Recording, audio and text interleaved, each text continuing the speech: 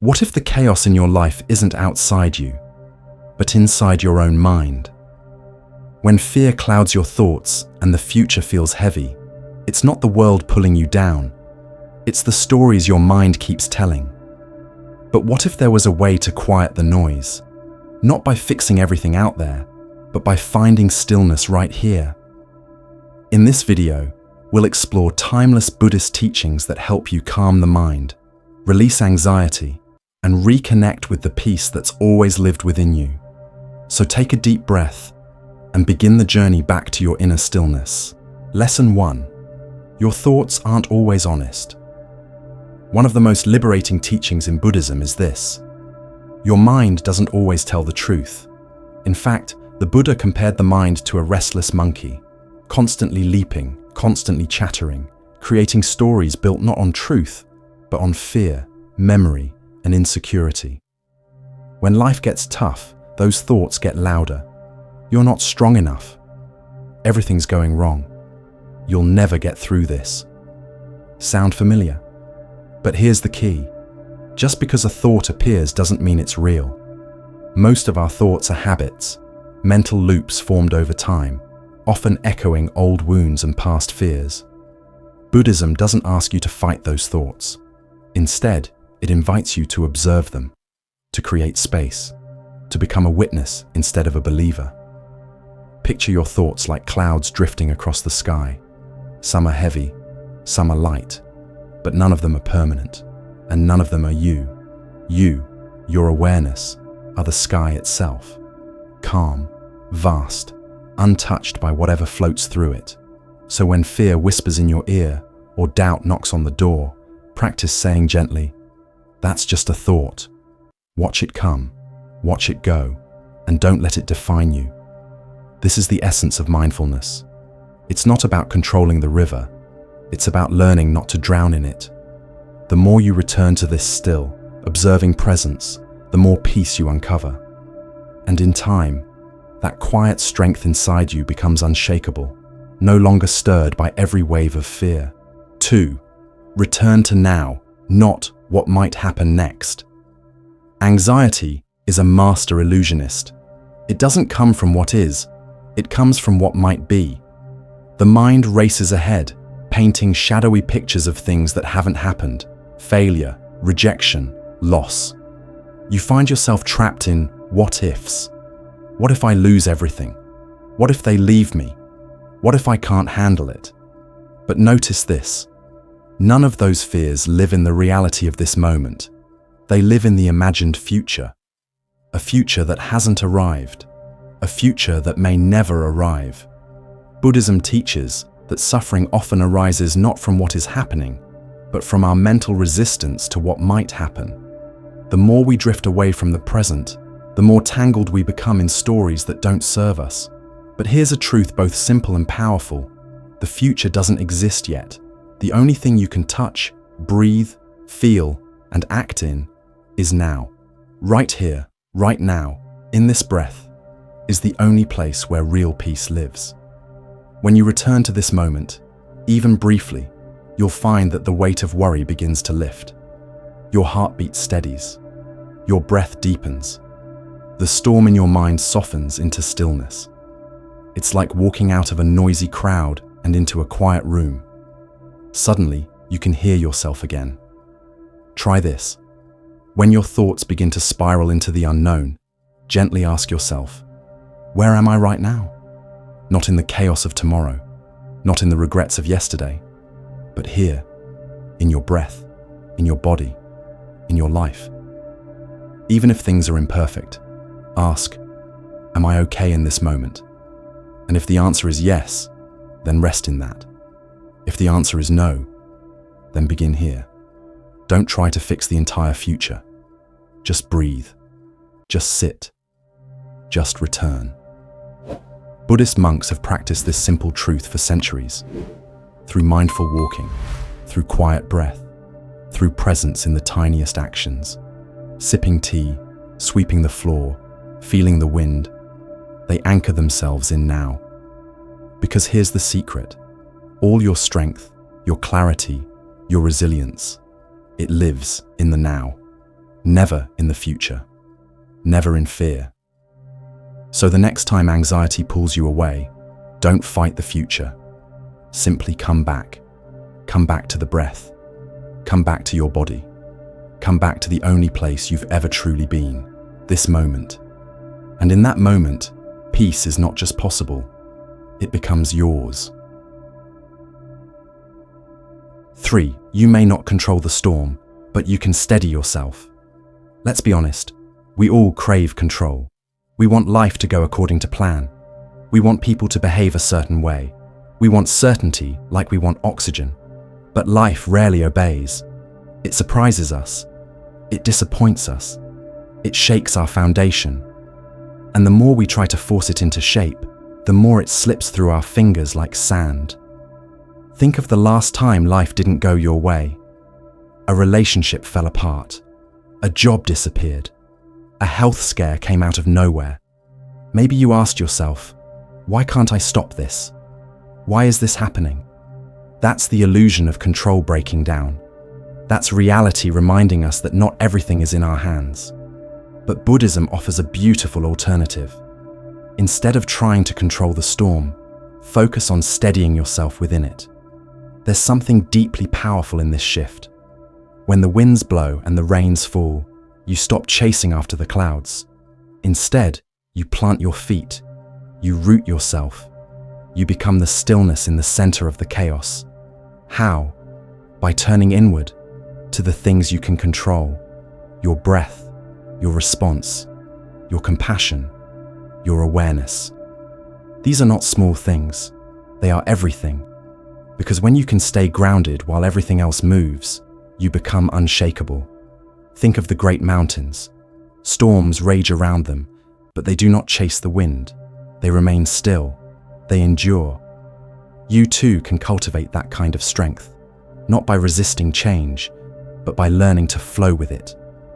Buddhism calls this equanimity, a mind that remains balanced, regardless of gain or loss, praise or blame, joy or sorrow.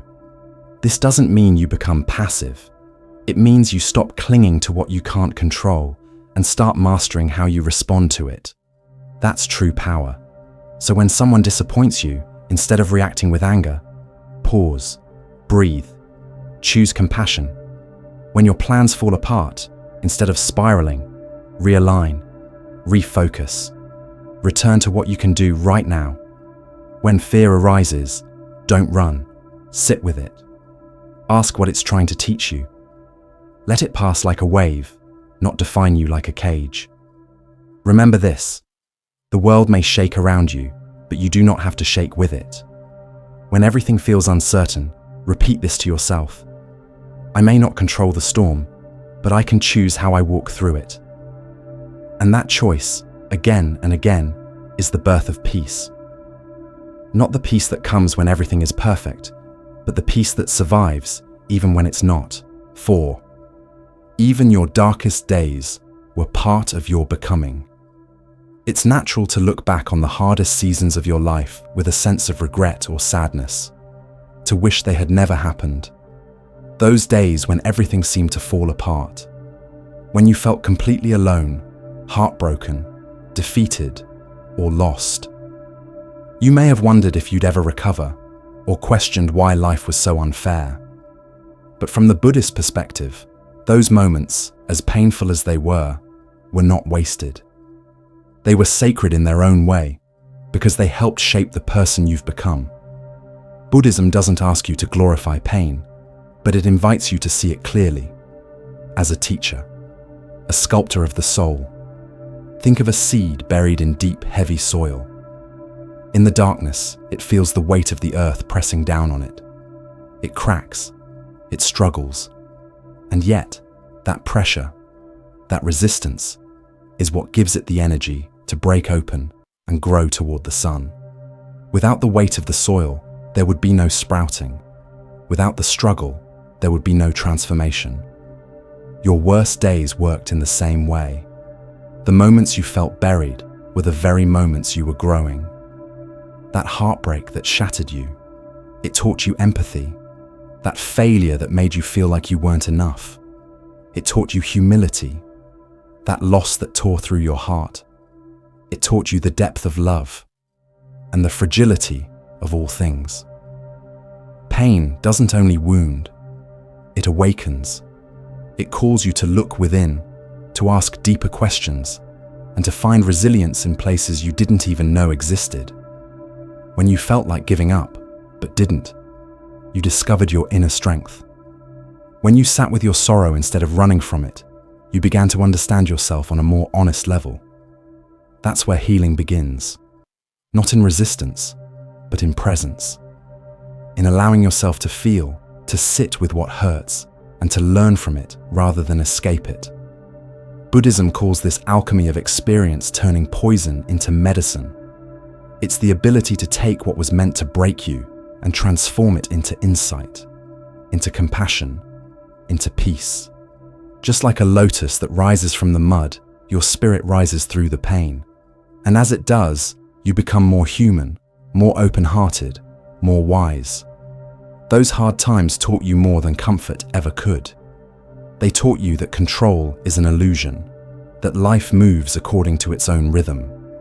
They taught you to be gentle, both with yourself and with others. They taught you that time doesn't always heal everything, but presence, acceptance, and patience often do. And perhaps most beautifully, those darkest moments taught you gratitude. Because after you've known emptiness, even the smallest joy feels radiant. After you've walked through a long night, the morning light doesn't just appear, it blesses you. So when you look back, don't see only the pain.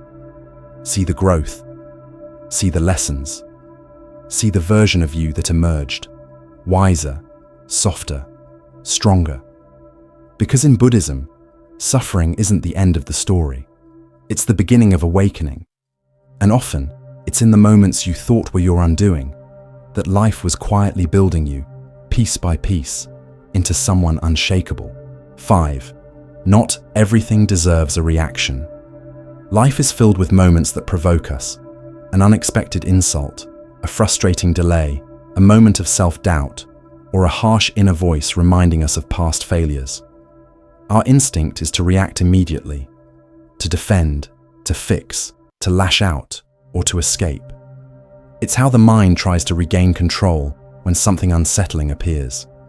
But Buddhism gently reminds us, not everything deserves a reaction, because every time you react without awareness, you pay a price, not with money, but with your peace, your clarity, and your inner balance. Think of your mind as a still, clear lake. When undisturbed, it reflects everything with precision and calm.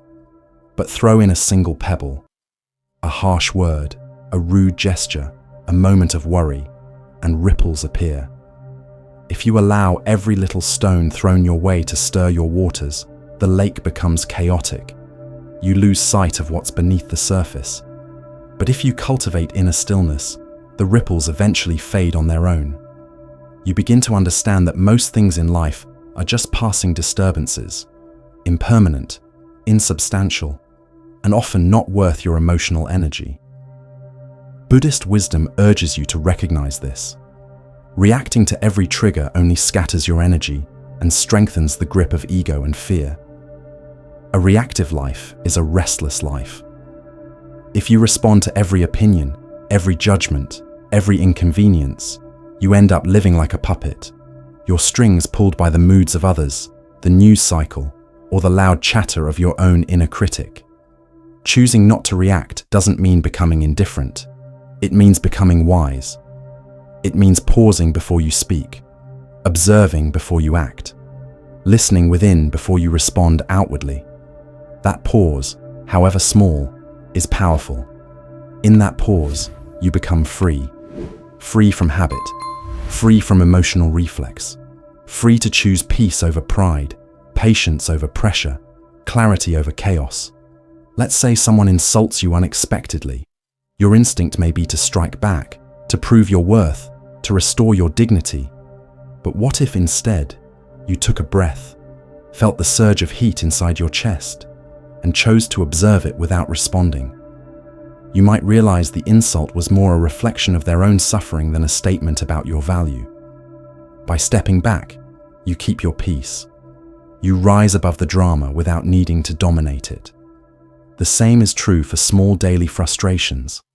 The traffic jam that tests your patience, the long queue at the store, the broken appliance, the delayed email reply. These things often trigger frustration, not because they're serious, but because we believe we must react. But ask yourself, will anger fix the traffic? Will anxiety make the email arrive faster? Or will these reactions simply stir the waters of your mind, keeping you agitated long after the moment has passed? And then there's the subtlest, most dangerous trigger of all, the voice inside you. The one that says, you're not doing enough, not good enough, not worthy. This inner critic thrives on reaction. It feeds on your willingness to believe it. Buddhism encourages you to treat this voice like a passing stranger. Acknowledge it, but don't invite it in. Don't react to it. Don't argue or obey. Just notice it and let it pass like a cloud drifting through an open sky. You are not every thought you think. You are the awareness behind those thoughts. The more you practice this, the more you understand that silence can be a powerful response, that walking away is sometimes stronger than confronting. That serenity is not weakness, it's a choice, a discipline, a form of inner mastery, and it begins with mindfulness. Start small. When something irritates you today, pause. Place your hand over your heart. Take a slow, deep breath. Whisper to yourself, "This does not need my reaction. My peace is more valuable."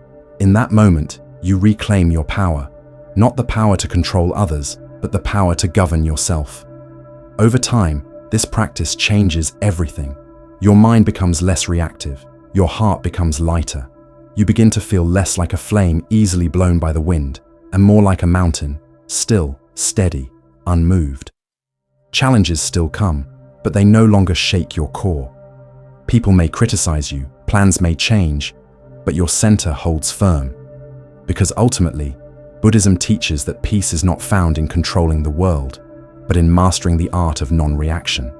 The storms of life will come and go, but if you refuse to be pulled into every one, you begin to see them for what they are, passing clouds in a vast and open sky.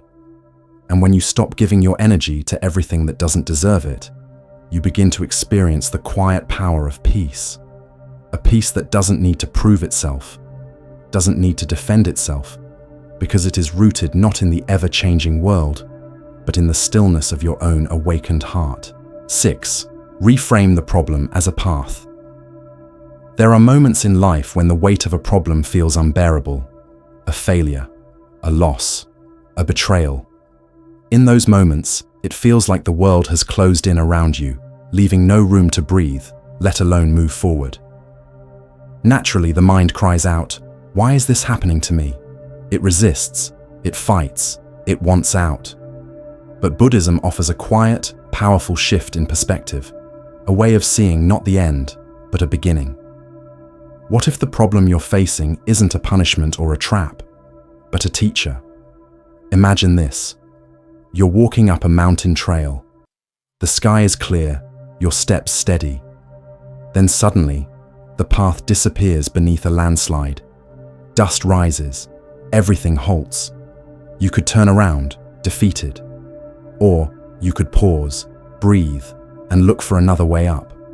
Perhaps the detour takes you through unfamiliar terrain, steeper, rockier, slower. But as you climb, you find hidden wildflowers, a new view, a strength you didn't know you had. The obstacle didn't stop your journey, it deepened it. This is the Buddhist practice of turning obstacles into opportunity. It's not a trick of denial or toxic positivity. It's a profound shift in how you relate to life's difficulties. We are conditioned to see problems as enemies, something to be solved, fixed, or erased. But Buddhism teaches that problems are not external intruders. They are mirrors. They reflect our attachments, fears, and assumptions. When a relationship ends, it hurts because we were attached to permanence. When we fail at something, the sting often comes not from the event itself, but from the story we tell ourselves. "I'm not enough. I'll never succeed." That's where the real suffering lies. But what if you asked a different question? Not, why is this happening to me? But, what is this here to show me? That shift, that one gentle reframe, can change everything. Let's say you're struggling financially. Your instinct is to panic or despair, but pause, reflect. Could this be teaching you resourcefulness, helping you shed unnecessary wants, reconnecting you to what really matters? Or perhaps you've been rejected by a job, a person, a group. Instead of seeing it as a dead end, ask, could this be redirecting me to something better aligned with my purpose? Maybe it's clearing the space for growth, one you never would have chosen for yourself. In Buddhist tradition, the lotus is a powerful symbol. It blooms in muddy water, not in spite of the mud, but because of it. The mud nourishes it. The darkness gives it contrast. The pain is part of the path. When you reframe your pain as a guide instead of a punishment, you stop fighting reality. And in that surrender, not of weakness, but of wisdom, you begin to see new ways forward. This isn't to say that pain disappears. No, it may still ache. But instead of running from it, you sit beside it. You listen. You learn. The Buddha himself faced immense suffering, not just personal sorrow, but the collective suffering of humanity. His response wasn't to escape the world, but to understand it. Through quiet observation, deep reflection, and mindful awareness, he came to see that suffering was not the end of the road. It was the very soil in which awakening could grow. So when life hits hard, ask yourself, is there something in this I have yet to learn? It might be patience, humility, resilience, or the simple truth that not everything is within your control, and that's okay. The mind likes certainty. It craves smooth paths and predictable outcomes. But the soul grows in the wild places. It matures in the fires of challenge. And when you reframe your struggle as part of the journey, you stop seeing life as a series of problems and start seeing it as a continuous unfolding, a sacred process of becoming. Every crisis, every heartbreak, every disappointment, it's all part of a greater transformation. And when you embrace that, truly embrace it, you become unshakable. You stop fearing the storms because you've learned to dance in the rain. So the next time worry tightens its grip around your heart, remember, the problem is not blocking your path. It is your path.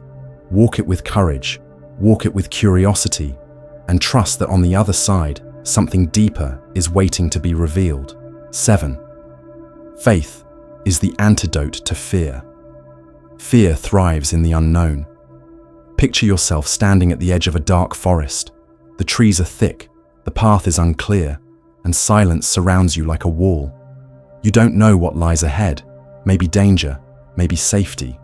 Your imagination races, your breath quickens, you freeze. That moment, that trembling uncertainty, is where most people stop. But Buddhism offers something quietly powerful: faith. Not faith as blind belief or forced positivity, but faith as inner confidence born from lived experience. In Pali, this is called saddha, a trust that comes not from wishful thinking, but from something far more grounded. In Buddhism, faith is not a command to ignore fear. It's a gentle invitation to walk with fear, to walk through it, and to trust that what lies beyond is worth discovering. Think of fear as a fog. It makes everything look distorted. It tells you that you're not enough, that the world is unsafe, that failure is inevitable. But faith is the sunlight, subtle at first, but persistent. It starts to burn through the fog, revealing the truth. You've been here before, and you survived. And not just survived, you grew. Every time you've fallen and stood back up, every heartbreak you've healed from, every uncertain step you've taken and still kept going, those are the seeds of your faith. You just might not have named them that way before. Faith is remembering that you've been tested and found your strength. It's not about controlling outcomes. It's about trusting the process. It's saying, I don't know how this will end, but I will keep walking. One of the deepest causes of fear is the mind's obsession with predicting the future. It spins endless stories, What if I lose everything? What if I'm not good enough? What if it all goes wrong? But Buddhism teaches that these are just thoughts, not reality. The mind creates horror stories like a movie director desperate for drama. Faith interrupts that mental movie and says, pause, breathe, let's come back to the present. Right now, can you take one breath? Can you take one step? That's all you need. You see, Buddhism doesn't ask you to fight fear with aggression. It doesn't ask you to suppress it or deny it. Instead, it asks you to face it with awareness, and more importantly, with compassion. Because fear isn't the enemy, it's a messenger. It says, you care about something. Maybe it's your health, your future, your loved ones. That's not weakness, that's humanity.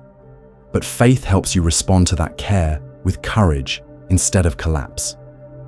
There's a famous Buddhist teaching, this too shall pass. Everything, joy and sorrow, love and loss, is impermanent. The worst days don't last forever. Storms come and storms go. And this understanding, anicca, impermanence, is one of the great roots of Buddhist faith.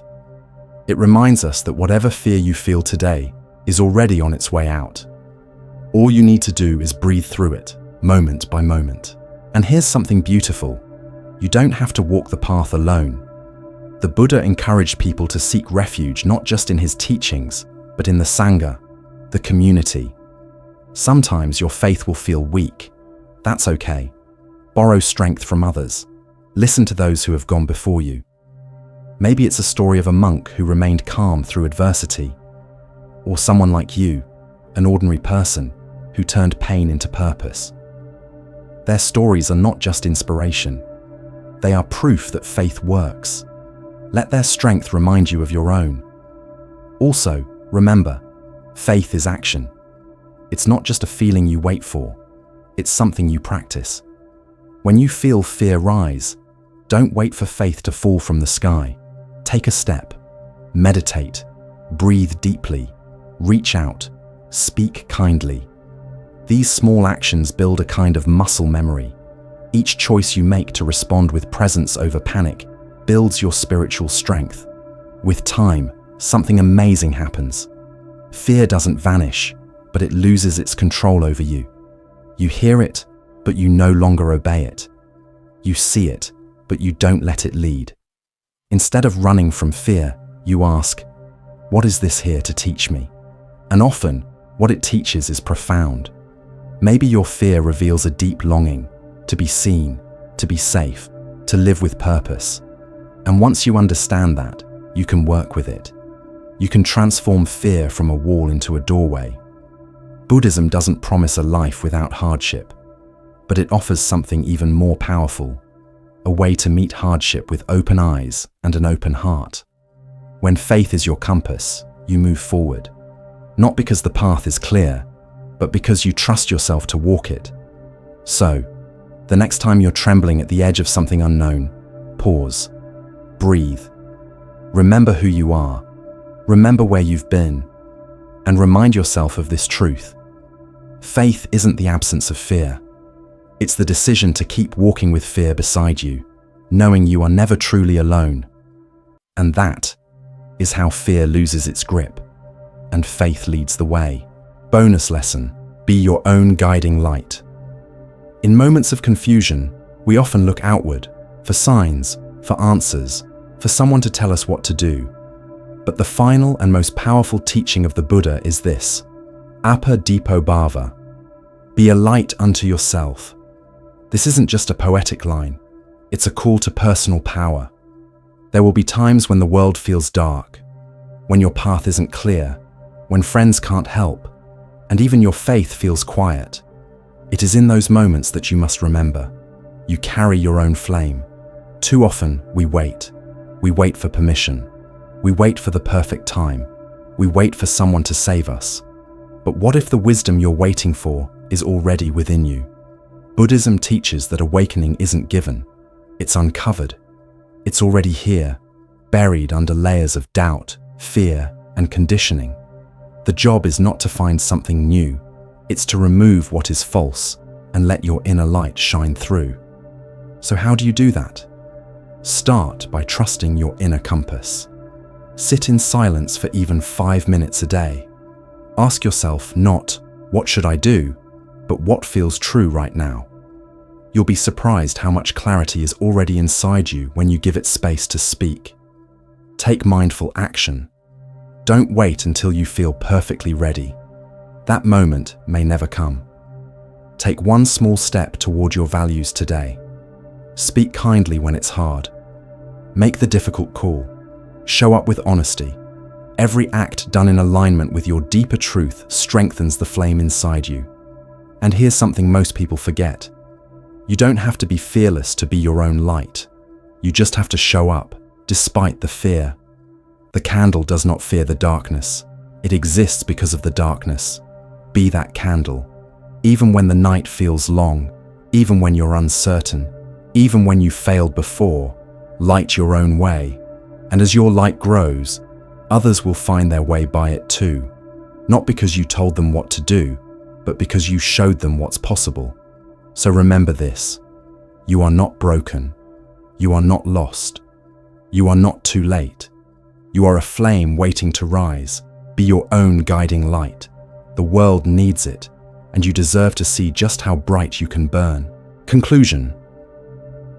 Every lesson you've heard in this video, every insight, every shift in perception, carries one core message. You are not powerless. No matter how difficult life becomes, no matter how much fear or confusion clouds your path, you hold within you the tools to transform, awaken, and rise. Buddhism doesn't promise a life free from pain, but it offers something far greater: the freedom to grow through your pain, the strength to stand firm in your truth, and the clarity to walk forward even when the road is uncertain. You've learned how to reframe your struggles into stepping stones, how to cultivate faith in the face of fear, and how to become your own guiding light. But remember, knowledge alone changes nothing. It is action that transforms lives. So here's your invitation. Choose one practice from today's video. Just one. Maybe it's taking a moment of stillness before reacting. Maybe it's rewriting the story your fear is telling you. Maybe it's sitting quietly each morning and reminding yourself, I am the light I've been searching for. Live that practice. Breathe it. Walk it. Own it. Don't wait for life to get easier. Don't wait for approval or perfect timing. Begin now, with what you have, where you are. Because true power doesn't come from controlling the world around you. It comes from mastering the world within you. And as you move forward, carry this truth in your heart. Your struggle is not your weakness. It is your teacher. Your pain is not your punishment. It is your portal. Your doubt is not your end. It is your beginning. So rise, not with the heaviness of pressure, but with the quiet courage of someone who finally remembers. You were never meant to merely survive. You were meant to awaken.